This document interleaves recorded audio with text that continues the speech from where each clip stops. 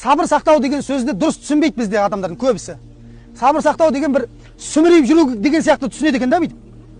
Ойбай, сабыр. Біреу артынан келіп бір тепсе, ойбай, сенің аяғың менің артыма тиіп кетті деген. Ол емес сабыр деген. Сабыр деген басқа нәрсе. Сабырдың бірінші түрі дейді, ең бірінші түрі бұл басыңа түскен қайғы қасіретке сабыр деп аталады. Көп жерде боламыз, көреміз, дүниеден адам өтіп жатса, бірден бізден естиді, жоқтайды, Құдайға наразы сөздерді айтады. Не жаздым мен, неге алдың бұны дейді. Ойбай, неге алдың? Сенен сұрай ма Құдай, алайын ба алмайын ба деп?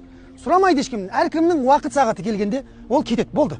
Біреу-біреуді сақтап қала ала ма? Жоқ, ешкім сақтап қала алмайды. Не бір әлемдегі мықты врачта келіп қойып операция істесең де, әркімнің уақыты келген кезде болды. Ла ястахируна саатан ва ла ястақдимун дейді. Бір сәт дейді.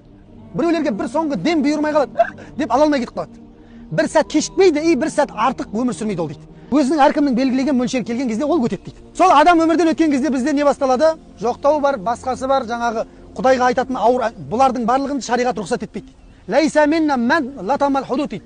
Көкірегіндегі киімін жыртып, бетін тырнап, Құдайға қарама-қарсы сөз айтатындар бізден емес дейді пайғамбар саллаллаху алейхи вассалам. Көрдіңіздер ме? Бұл Алланың тағдыры деп айту керек дейді. Дұрыс, әркім тас түскен жеріне ауыр дейді. Дұрыс, жақының, қасындағы жанашырың или өміріңдегі ең қымбат адам, дұрыс, бәрін түсінеміз. Бірақ сонда да сол кетіп атса не деп айт дейді? Бұл Алланың тағдыры.